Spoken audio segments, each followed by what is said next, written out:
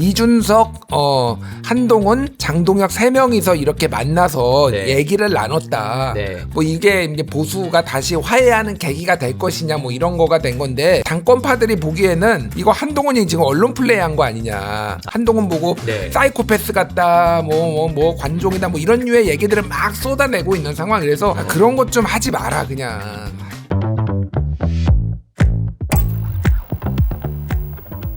저희가 지금 준비한 두 번째 의제로 바로 넘어가 보겠습니다. 오늘의 또 이 주제를 기다리셨던 분이 있었죠. 친한계 1번 타자, 친한계 선발 투수 무소속 한동훈 의원이 본회의장으로 친한계 의원들을 우르르 거스리고 걸어 올라가고 있는데 지금 국민의힘 윤리위원회에서 중앙윤리위원회가 친한계 의원들 그리고 우리 1번 타자 정광재 위원에 대한 총 50명 정도 안팎의 인사에 대해서 징계를 지금 검토하고 있다. 정 의원님, 네. 뭐 어떻게 소환장 이런 거 받으신 거예요? 그래서 저도 궁금했어요. 네. 윤리위원회가 이렇게 그 개최해서 징계를 논의한다고 하면 본인의 소명 정도를 받아야 하는 거 아니냐. 그렇죠. 라고 생각했는데 네. 일단 오늘은 윤리위원회를 열어서 누가 이렇게 징계위 명단에 들어왔는지 이걸 점검하는 수준이라는 거예요. 그래요. 그래서 네. 한 명 한 명 이 사람에게 이제 그 어느 정도의 징계를 하려면 소명 절차가 없다면 그건 절차상의 정대한 문제가 발생할 수 있는 거잖아요. 네. 지난번에 한동훈 의원에 대해서도 소명 절차가 없었다. 그래서 그랬죠. 부당하다 네. 이렇게 얘기를 했었었고 누굽니까 김종혁 전 최고나 배현진 최고도 그 법원에서 가처분 인용됐었을 때 내용과 절차에 여러 문제가 있었다 네. 그랬죠. 뭐 이랬으니까 네.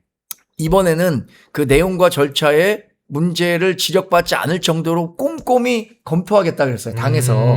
그러니까 뭐 제 차례가 왔을 때는 소명하라고 뭐 문자 메시지가 오든 하지 않겠습니까? 자, 일단 뭐 우리 시청자님들은 정광재 위원에게 축하를 지금 하고 있습니다. 훈장을 다셨다. 화이팅.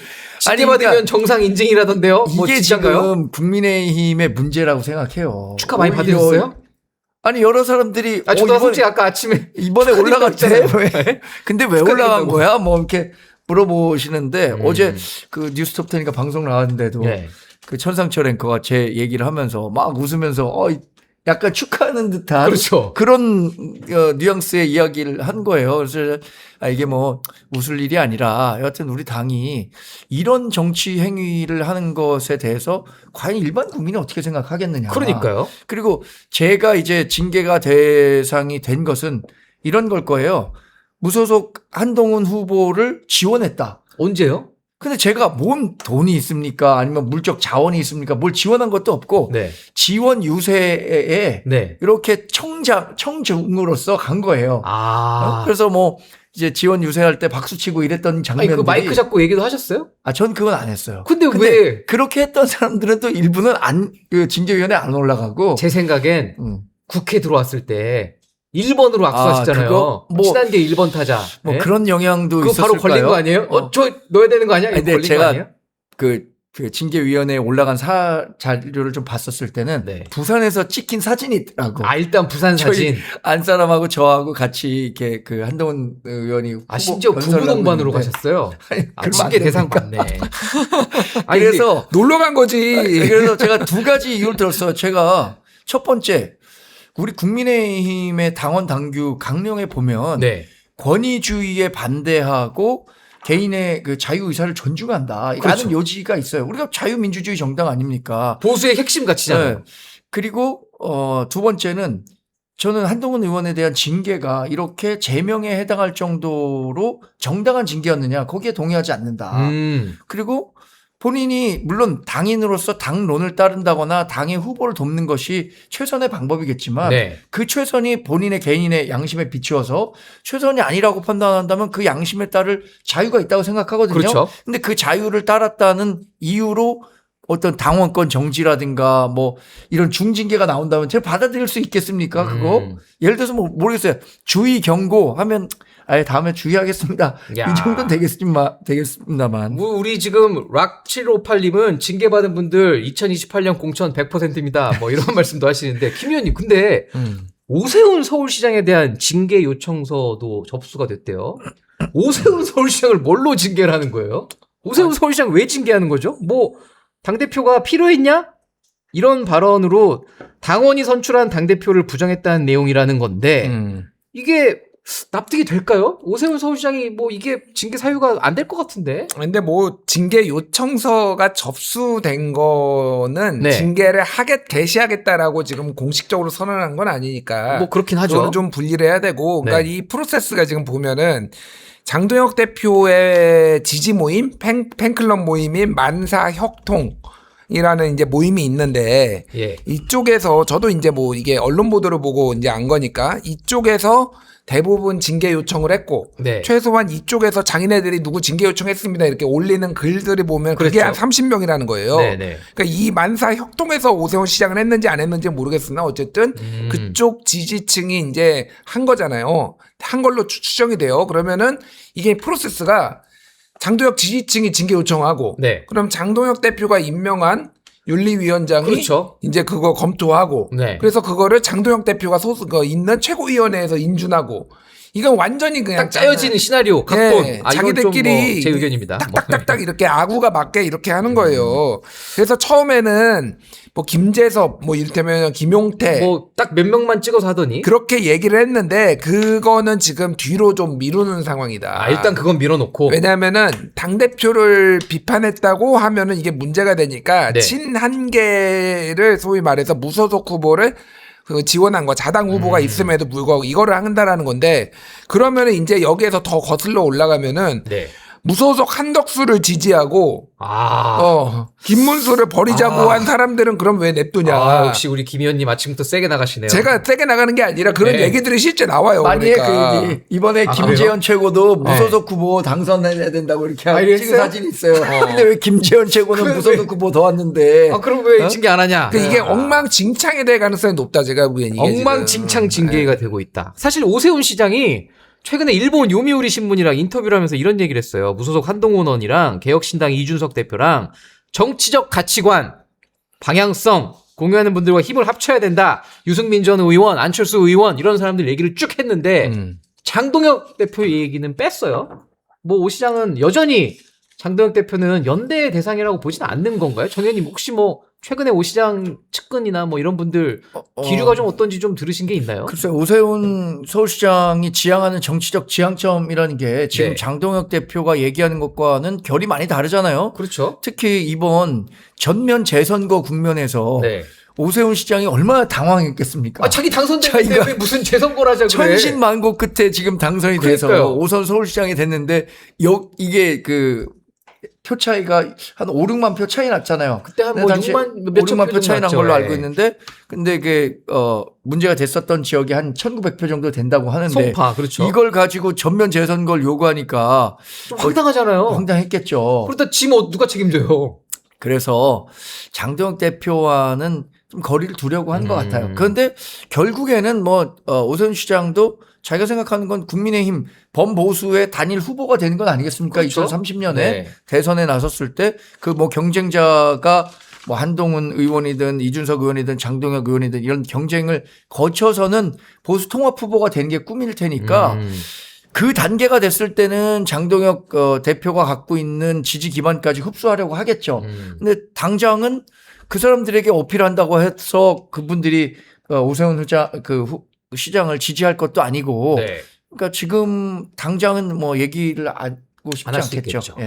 근데 이번 주말에 사실 좀 안타까운 소식이 하나 있었어요. 장동혁 대표의 가족상 저희가 뭐 구체적인 가족상 이거를 밝히진 않겠습니다. 이게 개인의 프라이버시가 있는 문제이기 때문에 가족상이 있었는데 장례식장에 무소속 한동훈 의원, 이준석 대표 이런 분들이 왔다 갔다 하는데 이걸 가지고 또 난리를 치더라고요. 김 의원님 이거 좀 얘기를 좀 들으신 게 있어요? 한의원 빈소 갈 때 무슨 문제가 있었던 건가요? 왜 이걸 가지고 자꾸 난리를 치는 거죠? 아니 근데 뭐 어느 정도 이제 언론 보도가 나오고 네. 그랬으니까 이게 장동혁 대표의 외손녀가 사망한 사건이에요. 아. 그래서 매우 어린 네. 한 살이 안 된 아이가 이제 사망을 해서 이게 그러니까 장동혁 대표의 아들이 있는 그쪽에서 먼저 이제 나가니까 그러면은 장동혁 대표 상인에 이렇게 이제 알려진 거죠. 그래서 이게 처음에 기사가 하나가 떴는데 급 내려갔어요 바로. 아, 그럼 저희도 그러니까- 얘기하면 안 되겠네요. 그러니까 이거는 아니야 뭐 어차피 다 네. 이제 된 거니까 누구상 그러니까 어쨌든 이거를 가족상 정도로 표현하겠습니다. 저희는. 가족상인데 네. 이거를 이제 별로 알리고 싶지 않았던 그렇죠. 거고 장도혁 네. 대표는 그래서 조용하게 이제 치렀으면 좋겠다 뭐 이런 상황이었는데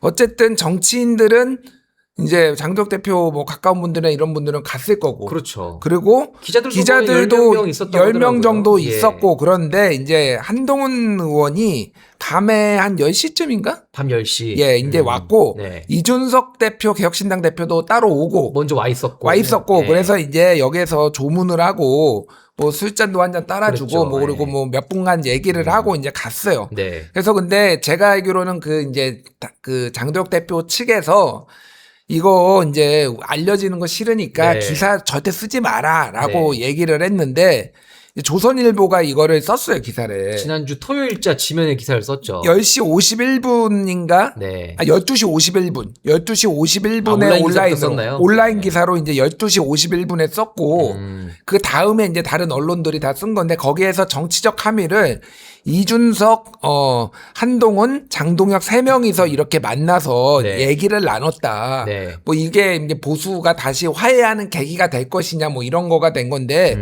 이제 이 당권파들이 보기에는 이거 한동훈이 지금 언론 플레이한 거 아니냐. 아. 이렇게 자기 아, 이게 그러니까 양쪽의 이 감정의 골이 깊을 수밖에 없는 근데 무슨 사건이네요. 뭐 언론 플레이를 네. 했겠어요, 솔직히. 그래서 뭐 그러면 조선일보 한동훈이 조선일보한테 기사 쓰라고 시켰겠습니까 그러면은. 그러니까 그렇게 기사 쓴 게 아니라 거기는 기사 가치가 있다고 쓴 거고. 네. 근데 어쨌든 이렇게 이제 나니까 이쪽에 이제 충성파들이 사이코패스 이제 한동훈 보고 네. 사이코패스 같다, 뭐 관종이다, 뭐 이런 류의 얘기들을 막 쏟아내고 있는 상황. 그래서 좀 이게 안타깝다 그러니까 그냥 차라리 아무 말 안 했으면은 그냥 만났나 보다 뭐 상가에서 이렇게 스쳤나 보다 근데 그러게요. 이거를 정치 쟁점화하는 게 지금 그 대변인들이잖아요. 그러니까 네. 당권파 뭐 외신 대변인, 주현철 외신 대변인, 어. 뭐 박민영 미디어 대변인, 뭐 지금 맹공을 펼치고 있죠. 그런 것 좀 하지 마라 그냥.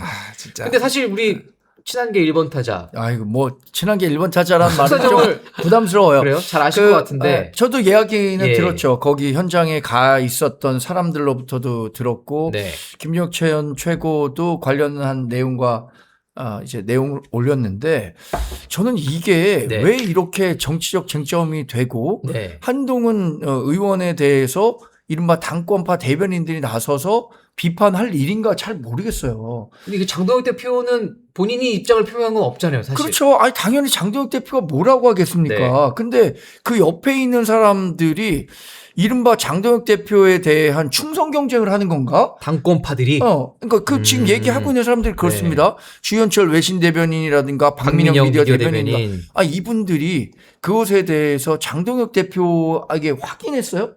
장동혁 대표도 그러면 기분 더럽게 나쁘네. 여기 조문 와갖고. 그리고 또 기사 나간 것도 저 한동훈이 시켜갖고 저 조선일보가 썼겠지. 이렇게 생각했겠습니까? 저는 제가 아는 장동혁 대표는 적어도 네. 그 정도의 인격을 갖고 있는 분이라고 그렇죠. 생각하지는 않습니다. 그리고 우리가 조문이라는 것이 이렇게 도의죠, 도의. 장례식장에 그렇죠. 가는 게 우리가 이렇게 부고가 났었을 때 다 일일이 전화했고 뭐 가야 됩니까 말아야 됩니까 그 장례 그 상주에게 그렇게 안 물어보고 하죠. 합니까? 네. 아니 그리고 자기가 그 아픈 마음을 상주와 함께 나누고 싶다는 게 조문의 참뜻 아니에요? 근데 그 아픔을 나누기 위해서 간 분에게 물론 정치적으로 조금 불편한 관계에 있다고 하더라도 그럴 수 있죠. 정치인들은 또 불편한 사람들 그렇게 만나서 장례식장에서 만나서 따뜻하게 손 한번 잡아주면 그렇죠. 이 사람도 다 뭐 그렇게 나쁜 사람은 아니구나 뭐 이렇게 생각할 수 있는 계기가 될 수 맞아요. 있는 건데 그거를 그냥 한 사람을 악마화 시켜갖고 마치 그러니까 여기 뭐 또 사이코패스라고 뭐 또 누군가가 그랬더라고요. 뭐 그런 주현철 뭐, 예. 대변인 같은 경우에는 조문하는 걸 갖고 사이코패스라고 한다면 누가 앞으로 정치 제대로 할 수 있겠습니까? 그러게요. 조금 이게 과도하게 과열된 측면이 있는데 사실 뭐 저도 정치부 기자 시절 때 상가 많이 가거든요. 그러면 사실 상가에서 정치인들이 카메라 앞에서는 막 서로 막 거의 핏대를 이렇게 막 싸우더라도 거기서는 또 이렇게 술 한잔 주고 받으면서 형님 동생 하면서 이렇게 푸는 그게 이제 과거 정치의 모습들이었는데 장도혁 대표 빈소에서 벌어진 이 일들이 좀 너무 좀 과열되는 것 같아서 좀 걱정스럽긴 그러니까 합니다. 그 전날에는 또 박종훈 의원이 부친상이 있었어요. 그랬죠. 예. 박종훈 의원 부친상은 이제 아버님께서 이제 80이시더라고요. 예. 그러니까 이렇게 부모상 같은 경우에는 아주 침울한 분위기는 아니잖아요. 네. 근데 이게 가족상이라고 하더라도 굉장히 이례적이고 그럴 수 있죠. 비극적인 일이기 때문에 좀 더 침울한 분위기가 있다는 건 알겠습니다. 그런데 박종훈 의원 상가에 갔었을 때는 모든 그 뭐 기자들, 정치인들 네. 모여서 현안과 관련해서도 얘기도 하고 뭐 이런 식의 분위기가 조성됐었는데 그 이제 장도혁 대표의 가족상과 관련해서는 저도 특수성을 인정해요. 네. 그러나 그것에 대해서 조문을 간 것 자체를 두고 인격 파탄자다, 뭐 사이코패스다, 남의 아픔을 공유하지 못한다 이렇게 얘기하는 거는 저는 아무리 정치가 이 비정한 영역에 가 있다고 하더라도 이건 쇼츠 아니죠. 정치하면 쇼츠 이건 정치. 아니죠. 쇼츠 말아가지고 그 15초짜리로 조회수 그러니까 채우는. 이걸로 여기서 세게 얘기한 주철현, 그러니까요. 뭐 박민영, 김효은 이런 분들 이분들이 이제 자기 이름은 좀 알릴 수 있겠죠. 그러나 그럴 수 이게 좋은 일입니까 정말? 너무 참. 저는 마음 아프더라고요. 네. 그런데 또 이런 평가와는 별개로 한동훈 의원 후원금 한도까지 한 번에 채웠습니다. 보궐선거할 때 19분 만에 1억 5천만 원을 채웠는데 이번에는 15분 만에 1억 5천만 원 한도를 채웠습니다. 사실 이게 국회에서 국회의원 해보고 보좌관 해본 분들은 잘 아시겠지만 후원금 채우는 게 사실 생각보다 쉽지 않거든요. 쉽지 않죠. 그러니까 뭐 민주당 의원들 다 정청래 거기 다스베이다 이런 데 나가가지고 계좌 깔고 절하고 노래하고 하는 건데 김 의원님이 보셨을 땐 여전히 한동훈 의원에 대한 이 팬덤 이거는 유지가 되고 있는 걸로 보이죠. 이게 근데 실제로 중앙정치에서는 좀 어떤 식으로 플러스가 될까요? 이런 팬덤들이 중앙정치하는 데 도움이 되나요? 아니 뭐 도움이 안 될 건 없죠. 네. 안 될 건 없는데 사실 좀 뭐 이제 여론의 우호적인 여론을 만드는데 이분들이 적극적인 역할을 하는 것도 있고 네. 예를 들면은 뭐 각종 커뮤니티나 아니면 유튜브나 인터넷. 네. 인터넷이나 이런 데서 이제 한동훈 의원을 그 옹호하거나 뭐 이런 것도 있는데 네. 사실 이제 한동훈 의원이 인기가 있는 거는 뭐 모르는 사람이 없잖아요. 그렇죠. 팬덤도 있고 뭐 이렇게 빨리 이제 후원금 모으는 거 뭐 예전에 이재명 대표도 제가 정확한 시간은 모르겠는데 대충 뭐 1시간 뭐 이렇게 막 다 하고 그랬어요. 그러니까 네. 대표 시절에. 그래서 이걸로 다만 이것만 가지고 정치를 할 건 아니고 한동훈 의원도 더 잘할 거예요. 그러니까 본인이 어떤 성과를 내느냐에 따라서 미래에 이제 더 큰 정치를 할 수 있느냐라니까 이거를 기반으로 해서 이거는 감사하게 여기고 본인의 실력을 보여줘야죠. 네. 자, 여러분들 이제 곧 세 번째 의제로 넘어가는데 여러분들께서 궁금하신 점들을 댓글로 남겨주시면 저희가 마지막에 함께 답해드리고 그 토론해드리겠습니다. 한동훈 의원 후원금 얘기가 나와서 네. 그런데 대선 때요. 네네. 그 경선 후보로 네. 나왔잖아요. 대선 때 후원금 한도는 29억 4천만 원이에요. 아 잠깐만 경선 후보가 경선 안 후보. 돼도 경선 후보 때도 경선 때 후원금 모금이 가능한가요? 후원금 모읍니다. 아, 그렇군요. 근데 29억 4천만 원인데 당시에 얼마 만에 마감했는지 아세요? 얼마 걸렸어요? 11시간 만에 29억 4천만 원을 모았었어요. 아우 뭐 돈을 참 많이 모으셨네. 근데 29억 더 놀라운 건 뭔지 아세요? 강남의 경선에 아파트도 떨어졌잖아요. 사겠네. 네. 경선에 떨어졌잖아요. 그거 어떻게 돼요? 반환해요? 경선 기간이 이번에 되게 짧았단 말이에요. 2025년에. 네. 그러니까 29억 4천만 원 아무리 돈을 많이 써도 다 쓸 수가 없는 거야. 이거 굉장히 그래서 민감한 발언인데 이거 아니, 선거법 위반 나중에 걸리는 아니야. 그거 어떻게 돼요? 그럼 12억이 남았어요. 네. 12억을 어디에 아, 그거 했냐? 기부하지 않았나? 뭐 어디? 국민의힘에 당비 특별 당비로 냈어요. 아, 그랬다. 국민의힘에. 네. 그래서 12억을 그 국민의힘에 주면서